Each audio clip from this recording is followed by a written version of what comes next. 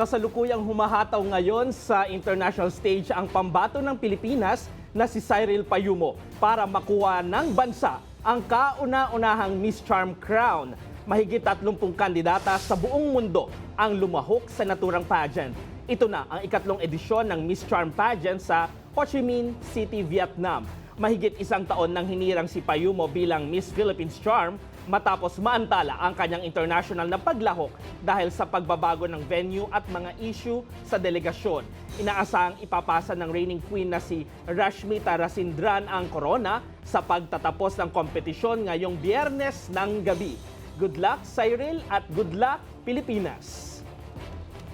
Kung kayo ay may kwentong kakaiba, mga kwento ng pag-ibig o storya ng inspirasyon at pag-asa, maaari nyo itong ibahagi. Sumali sa ating Facebook group na Balitang A to Z, panoorin ang replay ng ating programa at sundan ang ating social media pages. Hanapin lamang ang Balitang A to Z.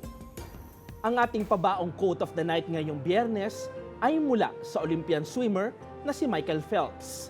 Sabi niya, walang hangganan ang kayang abutin. Kapag mas malaki ang pangarap, mas malayo ang mararating.